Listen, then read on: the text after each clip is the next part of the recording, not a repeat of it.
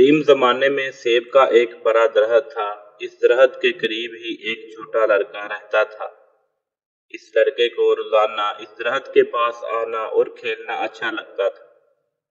وہ اس درخت کے اوپر چڑھ جاتا اور اس کے پھل توڑ توڑ کر کھاتا اور پھر اس کے سائے میں سو جاتا۔ وہ لڑکا اس درخت کو بہت چاہتا تھا اور اسی طرح اس درخت کو بھی اس لڑکے کے ساتھ کھیلنا اچھا لگتا تھا۔ وقت گزرتا رہا اور لڑکا بڑا ہو گیا۔ اب وہ پہلے کی طرح روزانہ اس درخت کے پاس کھیلنے نہیں آتا تھا۔ ایک روز وہ نوجوان درخت کے پاس آیا، مایوس لگ رہا تھا۔ درخت نے اس سے کہا، آؤ میرے ساتھ کھیلو۔ نوجوان نے اس سے کہا، اب میں بچہ نہیں رہا، اب میں درختوں کے ارد گرد نہیں کھیلتا، مجھے کچھ کھلونے چاہیے اور انہیں خریدنے کے لیے پیسوں کی ضرورت ہے۔ اس وقت درخت نے کہا، مجھے افسوس ہے، میرے پاس پیسے تو نہیں ہیں، لیکن میرے اوپر جو سیب لگے ہوئے ہیں تم انہیں توڑ کر بیچ سکتے ہو، کے بعد تمہارے پاس پیسہ آ جائے گا۔ نوجوان بہت خوش ہوا اور اس نے درخت کے سبھی سیب توڑے اور خوشی خوشی چلا گیا۔ سیب توڑنے کے بعد نوجوان واپس نہیں آیا تو درخت کو مایوسی ہوئی۔ ایک دن وہ نوجوان آیا، اب وہ جوان ہو چکا تھا۔ درخت بہت خوش ہوا۔ اس نے نوجوان سے کہا، آؤ میرے ساتھ کھیلو۔ حسب توقع اس نے انکار کر دیا، میرے پاس کھیلنے کا وقت نہیں ہے، میرے لیے ضروری ہے کہ میں اپنے کنبے کے لیے کام کروں، ہمیں رہنے کے لیے ایک مکان کی ضرورت ہے۔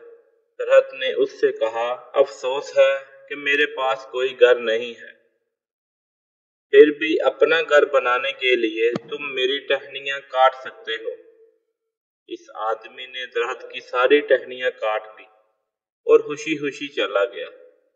اسے خوش دیکھ کر درخت خوش ہوا تھا، لیکن اس وقت کے بعد آدمی اس کے پاس واپس نہیں لوٹا تو درخت کو پھر سے تنہائی اور مایوسی کا احساس ہونے لگا۔ ایک دن پھر جب دھوپ نکلی ہوئی تھی اور گرمی کافی زیادہ تھی، وہ شخص آیا۔ اسے دیکھ کر درخت خوش ہو گیا اور حسب عادت اس سے کہا کہ آؤ میرے ساتھ کھیلو۔ آدمی نے کہا، میں بڑا ہو گیا ہوں اور چاہتا ہوں کہ سمندر میں سفر کرو تاکہ خوشحال ہو جاؤں، کیا آپ مجھے ایک کشتی دے سکتے ہیں؟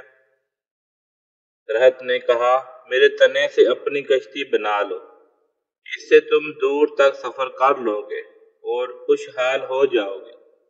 آدمی نے کشتی بنانے کے لیے درخت کا تنا کاٹا اور سمندری سفر کے لیے نکل پڑا۔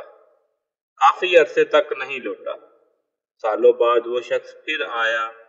درخت نے اس سے کہا، اے میرے بیٹے، مجھے افسوس ہے، لیکن میرے پاس اب کچھ بھی نہیں بچا جو میں تمہیں دے سکوں، تمہارے لیے ایک سیب بھی نہیں بچا۔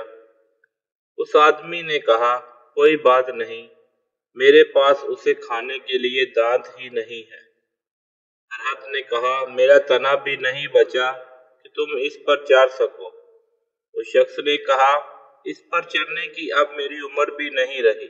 درخت نے کہا، اور اس کی آنکھوں سے آنسو جاری تھے، حقیقت میں اب تمہیں کچھ نہیں دے سکتا، آخری چیز میرے پاس ہے وہ میری جڑیں ہیں۔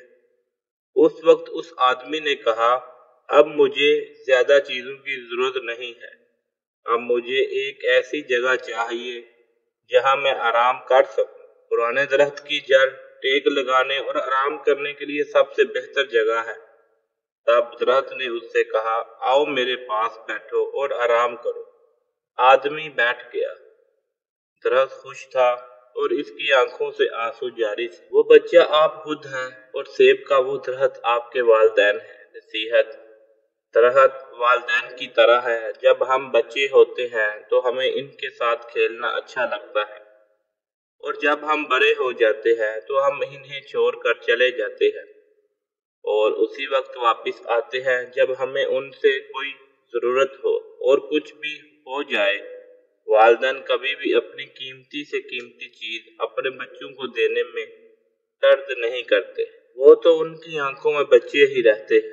نوٹ: اس پیغام کو دوسروں تک پہنچائیں تاکہ اللہ تعالیٰ کسی کی زندگی کو آپ کے ذریعے بدل سکے۔ مزید اچھی ویڈیو کے لیے اردو زون کو سبسکرائب کریں، ویڈیو کو لائک کریں، شیئر کریں اور کمنٹ سیکشن میں اپنی رائے کا اظہار ضرور کیجیے۔ شکریہ، جزاک اللہ۔